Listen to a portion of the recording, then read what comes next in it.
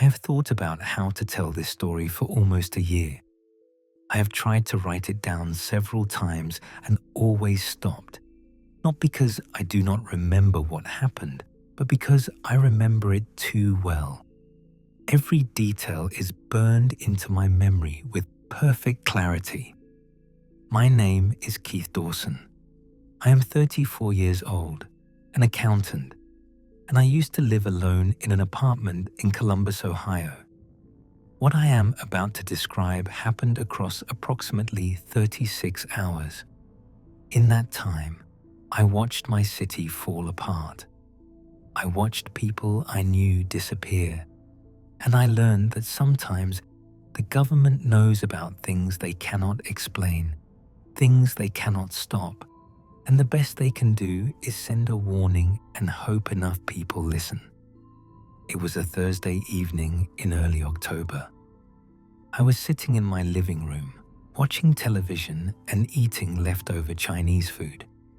Around 8 at night, the kind of quiet weeknight where nothing seems like it could possibly go wrong. The television was playing some reality show I was not really paying attention to. My phone was on the coffee table. Outside, I could hear the distant sound of traffic and someone's dog barking a few houses down. Then every phone in the city screamed at the same time. You know that sound? That distinctive blaring tone that cuts through everything. The one designed to make you pay attention whether you want to or not. I had received presidential alerts before, mostly weather warnings, the occasional Amber Alert. I assumed it was something similar. I picked up my phone and looked at the screen. The message was short. 3 words, preceded by the header that marked it as a presidential emergency alert, the kind that came directly from FEMA or the White House. Do not answer. That was it. No explanation, no context, no follow-up instructions. Just those 3 words in capital letters, glowing on my phone screen. I sat there staring at it, waiting for more, waiting for the second message that would explain what the first one meant. Do not answer what? The phone? The door? A question? It made no sense. I looked at the television, expecting to see breaking news, some kind of emergency broadcast that would provide context. But the reality show was still playing. No interruption, no crawl at the bottom of the screen. I checked social media, the local news websites. Nothing. It was as if the alert had not happened at all, except my phone was still displaying it, and I could hear other phones in neighboring apartments, other alert tones going off in a cascade of identical warnings. I tried to call my brother, who lived across town. The call would not connect. I tried my parents in Florida. Same thing. Every call I attempted went nowhere, not even to voicemail. The network was either overloaded or something else was wrong. I texted a few friends asking if they had gotten the alert. The messages showed as sent, but none of them were delivered. For about 20 minutes, I sat in my apartment, phone in hand, waiting for something to happen. Then the first phone call came. My phone rang at exactly 8:47. I remember the time because I was staring at the clock, counting the minutes since the alert. The caller ID showed a number I did not recognize, a local area code, but not one saved in my contacts. Normally, I would have ignored it, assumed it was a spam call or a wrong number. But given the alert, given the strangeness of the evening, my finger hovered over the answer button. Do not answer. I declined the call. Almost immediately, my phone rang again. A different number this time, but still local. I declined that one too. The calls kept coming. Every 30 seconds to a minute, a new number would appear on my screen. Some were local, some were from area codes across the country. A few showed up as unknown caller or no caller ID. I stopped even looking at the screen after a while. I just kept hitting the decline button, my thumb developing muscle memory for the motion. Around 9:15, the call stopped. My phone went silent. I let out a breath I did not realize I had been holding. Then I heard it, my neighbor's phone, ringing through the thin apartment wall. I heard it ring 3 times, 4 times. Then I heard my neighbor, a woman named Deborah, who I occasionally saw in the hallway, answer the call. She said hello. There was a pause, the kind of pause where someone on the other end is speaking. Then Deborah said hello again, confusion in her voice. Then she screamed. It was not a startled scream, not the yelp of someone who has been surprised. It was a sound of pure terror, the kind of scream that comes from somewhere deep and primal. It lasted for maybe 3 seconds. Then it stopped. I sat frozen in my living room, staring at the wall that separated my apartment from hers. I waited to hear something else. Crying, talking, movement, anything. There was only silence. I thought about going over there, checking on her, but the alert kept flashing in my mind. Do not answer. I did not know what it meant, not fully, but I was starting to understand that answering meant something very bad. Around 10 that night, the television finally interrupted its programming.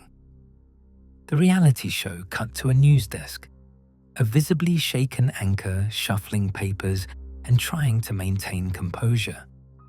There had been an incident, she said. Multiple incidents, actually, across the country. She did not have many details, but law enforcement was asking people to stay in their homes. There were reports of disturbances, of people behaving erratically. The presidential alert system had been activated as a precaution. I noticed she did not mention what the alert said. She did not tell people not to answer their phones. She just said to stay inside and wait for further instructions. The broadcast cut to footage from somewhere in California. A residential street, police cars with flashing lights, an ambulance, and in the background, barely visible, a stretcher being loaded with someone covered by a white sheet. The anchor said there would be more information as it became available. Then the broadcast cut back to the reality show, like nothing had happened. I turned off the television.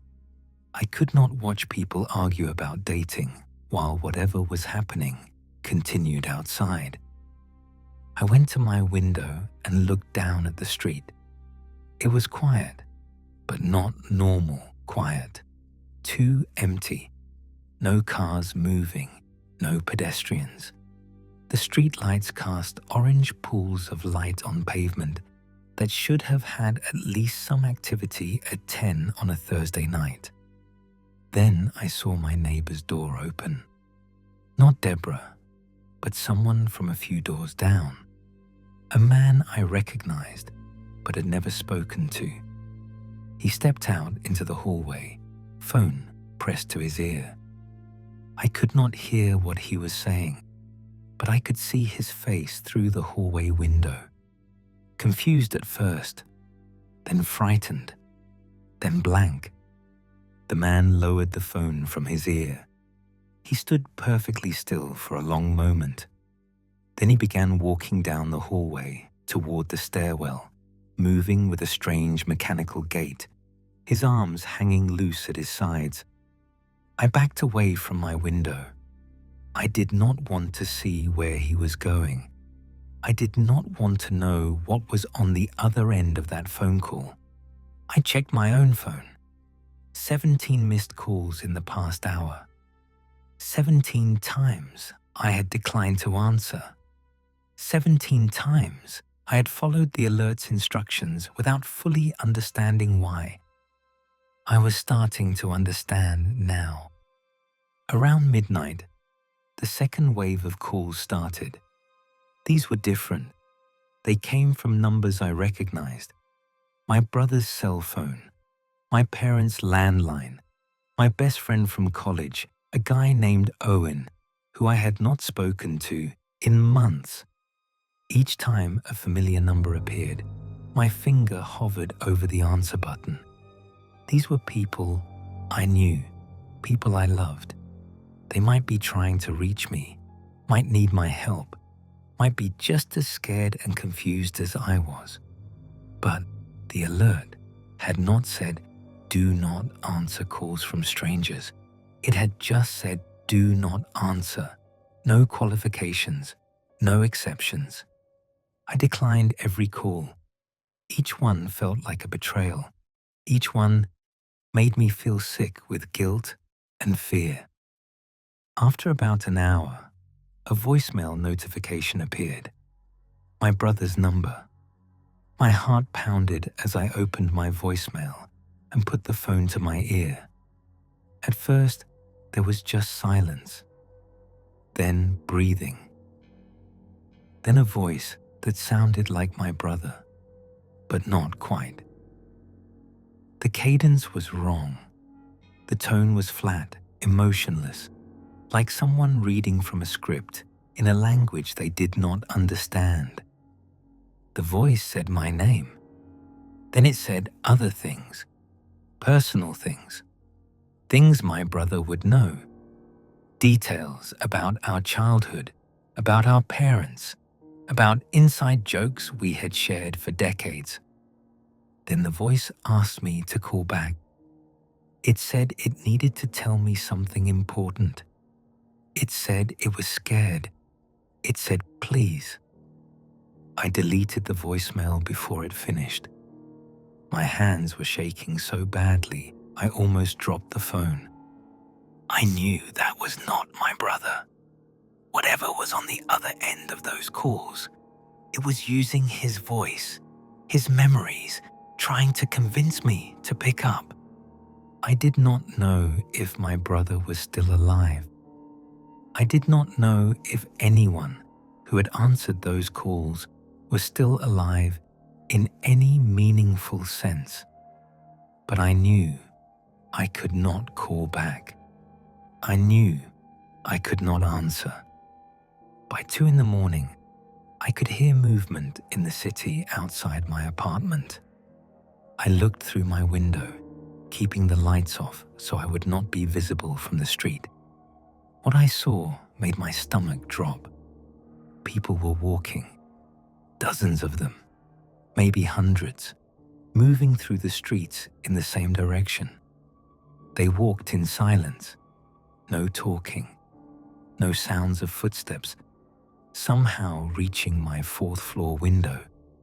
They moved with that same mechanical gait I had seen in my neighbor, arms at their sides, faces blank. Some of them were holding phones to their ears. I could see the pale glow of screens illuminating their faces as they walked. They were listening to something, or they were waiting for someone to answer. I watched for a long time, tracking the flow of people. They all moved east, toward downtown, converging from side streets and alleys like tributaries flowing into a river. I had no idea what was downtown, what they were walking toward, but I did not want to find out. My phone rang again. Another familiar number. My co-worker, Michelle, a woman I had worked with for 3 years. I declined the call. A text message came through a few seconds later. Also from Michelle. It said she needed help. It said she was scared. It said, "Please answer." I did not respond. Another text, this one more insistent. "Keith, pick up. I know you are there. Please, I need to talk to you." Then another, "Why will you not answer me?" And another, "Answer me, Keith. Answer me. Answer me. Answer me." The text kept coming, the same 3 words repeated over and over, filling my screen with identical messages. "Answer me, answer me, answer me, answer me, answer me." I turned my phone face down on the coffee table. I could not look at it anymore. I could not watch Michelle's name attached to those desperate, repetitive words. I sat in the darkness of my apartment, listening to the silence outside, and waited for morning. The sun came up around 7. I had not slept. I had spent the night sitting on my couch, watching the windows, flinching at every sound. When the light finally started to filter through my curtains, I felt a small measure of relief. Whatever was happening, maybe it only happened at night. Maybe daylight would bring safety, answers, help. I turned on the television. Static on most channels. A few showed test patterns. One local station was broadcasting, but it was just an empty news desk with no one sitting behind it. The lights were on, the cameras were running, but there was no one there. I checked my phone. The calls had stopped sometime around 5 in the morning. No new voicemails, no new texts after the flood from Michelle. I had 18% battery left. My charger was in my bedroom, and for some reason, I had been afraid to go in there, afraid of what I might see through the window that faced the street. I forced myself to walk down the hallway. My bedroom was empty, untouched, exactly as I had left it. The window showed the same street as before, but in daylight, I could see things I had missed in the darkness. Cars stopped in the middle of the road, doors hanging open, phones scattered on the pavement, their screens dark, a bicycle lying on its side in someone's front yard, signs of sudden abandonment everywhere I looked, and bodies. Not many, but enough. People lying on sidewalks, on lawns, in the street. They were not moving. From this distance, I could not tell if they were dead or just unconscious, but something about the way they lay, limbs at awkward angles, faces pressed against concrete, told me they would not be getting up.